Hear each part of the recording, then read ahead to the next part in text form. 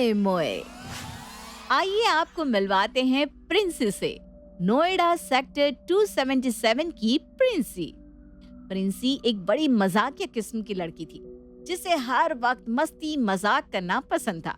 कैसा भी माहौल हो, किसी का कैसा भी मूड हो, प्रिंसी बिना मजाक किए रह ही नहीं सकती थी।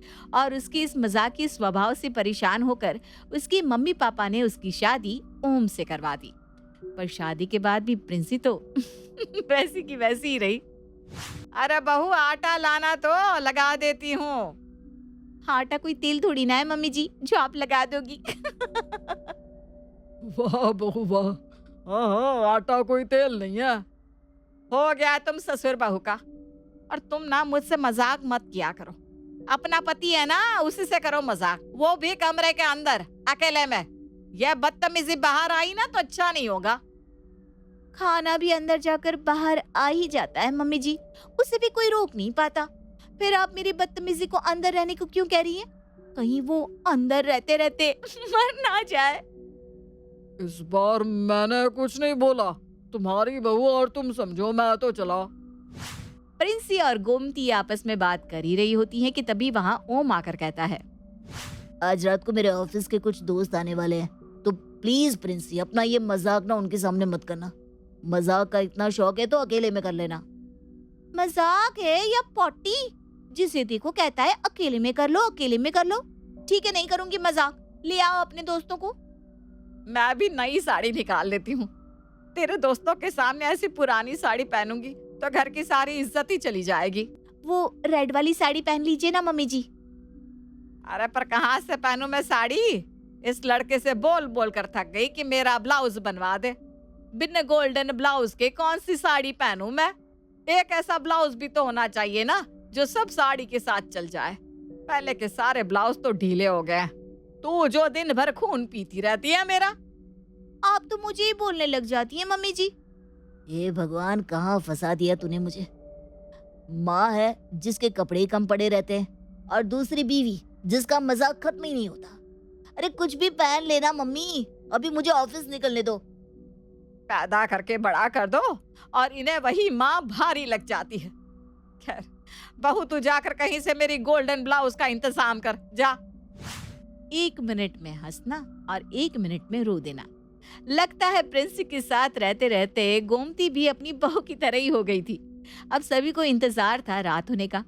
संतोष जी समय के पहले ही तैयार होकर राजा बाबू बनकर अपने बेटे के दोस्तों के आने का इंतजार करने लगते हैं। ठीक 8 बजे ओम अपने दोस्तों के साथ वहां पहुंचता है। ओम के साथ साथ सभी की नजर प्रिंसी पर ही रहती है। न जाने वो कब कौन सा टॉन्ट मार दे। अरे भाभी, आपने ये ग्रीन ड्रेस के साथ पिंक ज्वेलरी क्यों पहनी है? कोई नया फैशन आया है क्या? जाओ तो ओम, कपबोर्ड से वो तुमने जो मेरे लिए ग्रीन कलर का नेकलेस लाया था ना, लेकर आओ तो। ओ, पर तुम कैसे लाओगी नेकलेस? तुमने तो कभी मुझे दिलाया ही नहीं। मोए मोए। मोए मोए, इतना समझाने के बाद भी तुम रुकी नहीं।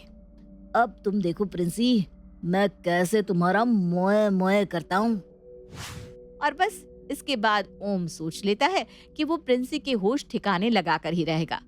हंसी मजाक के बाद सभी बैठकर खाने का मजा ले रहे होते हैं कि चुपके से ओम प्रिंसी को आंख मार देता है, जिसे देखकर प्रिंसी घबरा जाती है और इशारों में उससे कहती है, ये क्या है?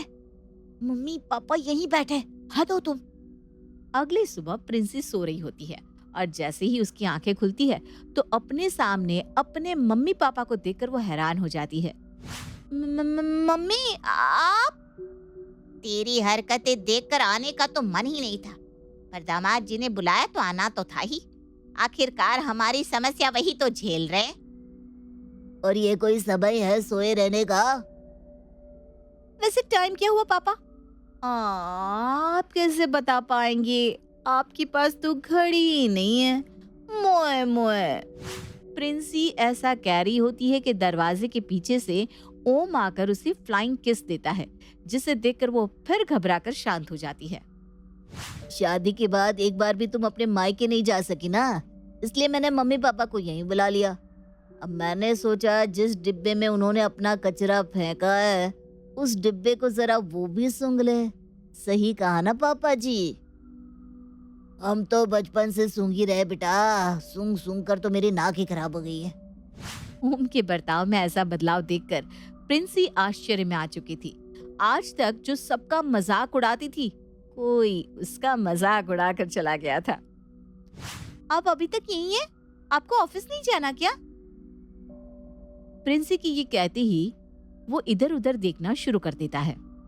हाँ, आप इधर उधर क्यों देख रहे हैं ओम जी? मैं आपसे ही बात कर रही हूँ, अपने पति से।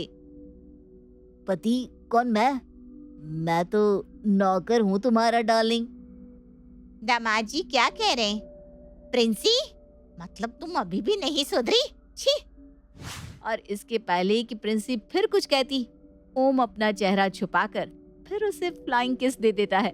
प्रिंसी जहां भी जाती, ओम उसके पीछे पीछे घूमना शुरू कर देता है। प्रिंसी जैसे ही किचन में जाती है, ओम वहां भी चला जाता है और अपनी माँ के सामने कहता है, तो तुम यहाँ हो डार्लिंग? आप बाहर बैठिए ना, मैं खाना लगाती हूँ। मैं बाहर रहूं या यहाँ, क्या फर्क पड़ता है? तुम्हारी मदद करने तो आया हूँ। आया है तो इसे रहने देना यहाँ बहू, क्यों बाहर भेज रही है बेचारे को? अपनी माँ का दर्द बर्दाश्त नहीं होता इससे, इसीलिए तो मेरे पीछे पीछे आ गया। काश मैं आपको बता पाती मम्मी जी, ये किसके पीछे आया है। न जाने कौन सी भांग खा ली है इन्होंने।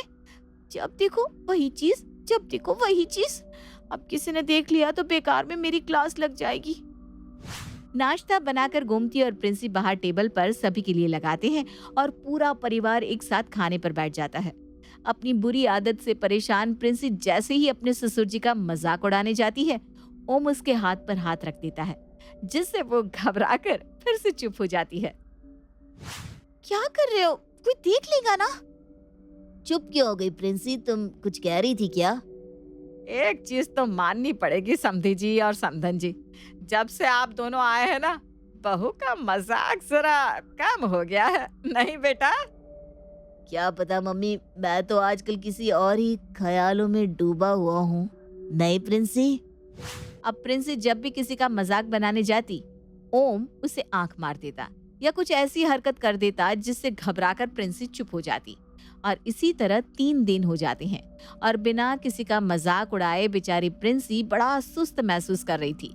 और जैसे ही रात को वो अपने कमरे में जाती है, अपने पति को खुद से बात करता सुन लेती है। मेरे दोस्तों के सामने मेरा मजाक उड़ाया था ना तुमने प्रिंसी, अब करके दिखाओ मजाक। ऐसा मोए मोए करूंगा तुम्हारा कि सारा मजाक ही भूल जाओगी। ओह, तो ये सब इसकी चाल थी। अब आपकी होश ठिकाने नहीं लगाए ना पतिदेव, तो मैं भी प्रिंसी नहीं।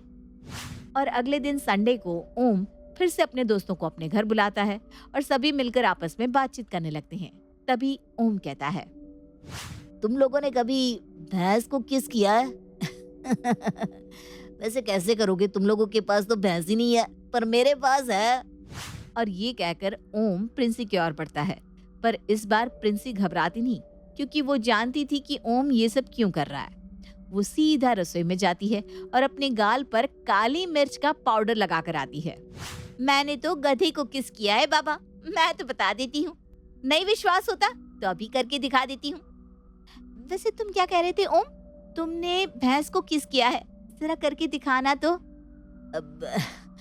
हाँ, अभी लो।